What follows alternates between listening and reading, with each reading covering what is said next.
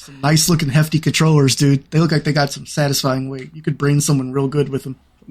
Hell yeah. And appreciate you for doing the giveaway, my good sir. Oh, Absolutely. yeah. Shout out to the Acnus store on Amazon for sending those controllers out to me for review. My review's on Team Retrogue. And as soon as I finished the review, I boxed them up and said, I want to give these away. So that is what I did. Well, hell yeah, man. Father Christmas. Well then, boys, let's get into some house cleaning and then get on up out of here, shall we? Is there anything that anybody wants to... I know, Mikhailov, I know you have stuff to plug as always, but Nate, Willie, is there anything you would like to plug? Nah, I'm good, brother. All right, Willie? He's thinking hard, or hardly thinking. I was going to say, Truncate Simon's going to kill this unless we just talk. I was hoping Truncate Solids would kill it, but you guys are being assholes. I'm being quiet. I'm not being an asshole. You're a good boy. No, I don't got nothing. You guys killed my train of thought. I hate you guys. This podcast is over. I'm going to go work for Tadpog. Mikhailov, plug your stuff, good sir. Team Retrogue on YouTube. Other than that, have a excellent, fantastic Merry Christmas. Spend time with family, and take care of yourself. That's beautiful. Well then, man, if you would do us a favor and please go leave a 5-star review wherever you get the podcast at, that really helps us out in the algorithm, helps more people find the show. I'm terrible at self-promotion. So sharing the show to your friends really does help out a lot. You want to come join the coolest place in town, our TSMP Discord. It is bit.ly/TSMP Discord, all capital letters. Man, we got sections for all kinds of different podcasts that are under the little umbrella that we got going. We got where you can vote on the polls for the new games coming up and everything. You want to check out the website, which is all of our back catalogs and stuff, bit.ly/the Steam Machine Podcast, capitalize that phonetically. Most important, if you would like to donate and help the show out and support, if you like the show, you think we're cool guys, it really does mean the most to us when you throw us a little cash our way. Patreon.com/the Steam Machine Podcast. $1 or more a month gets you the episodes early, and you get all of our random bullshit at the beginning. That's just for the Patreon sections. And if you donate that plus or $10 or more, you get all of that plus your name read on each and every episode like these wonderful people. Nate Sir Cogsworth, the 7th of June-iper, Jeff, the original Expendable, Mr. Syllables, old Jeffy Lube, also he's a duck, Ariesoradam, shout out to his podcast Revival and Extinction, Team Retro, go check him out over on YouTube, Mr. Puzzles, Dane himself, Chad the Mad Lad, no goddamn seeing his last name Shaffer, Flyin Brian, Doran Gray, the RPG Wolverine, Logan Joreid, and Biltzy the Dragon. And I want to validate myself. Logan said in the Discord that I am one of the only people who has ever said his last name correctly. So hell yeah, Logan Joreid. You guys all rock. I appreciate you very, very much. Biltzy, I love you. I do want to remind you that you donated at the Steamy's Best Friend tier for Outer Worlds. If you do not change that, no, we didn't. Outer Wilds. It's Outer Wilds. Thank you, Willie. Outer Wilds. If you do not change that, next month it is going to charge you another $20. So you may want to either back that down or take it away. I just don't want it to charge you on accident and you be like, well, damn. So your game is paid for. We have it in the queue. Exactly. You don't have to worry about if you want to go to 1, if you want to go to 0, you're still good. Yeah. You've paid. That's the next game we're doing is Outer Wilds. So don't worry about that. I just don't want it to charge you more than you were wanting to put in. That's all. Trying to be nice. I'll PM him with that too, just to let him know. Okay, please do. Check out JRPG Report, bi-weekly JRPG news show that I do, putting out the latest and greatest of the JRPG news. Get a shirt, tsmpproductions.threadless.com. Check out my music and howthenightmare.bandcamp.com. Again, please leave us a 5-star review wherever you get your podcast. Boys, I hope you all have a very Merry fucking Christmas. Listeners, I hope you all have a very Merry fucking Christmas and a Happy New Year. And we will catch you all in 2 weeks to talk about Outer Wilds. Until then. By the way, I just wanted to say, we usually come up with cute little names for our group chats after we change each game. I think Wild and Outer is one of my best ones yet. I did like that, Wild and Outer. But until we talk to you guys about that, and we'll see you in 2025. See you next year. Take it easy.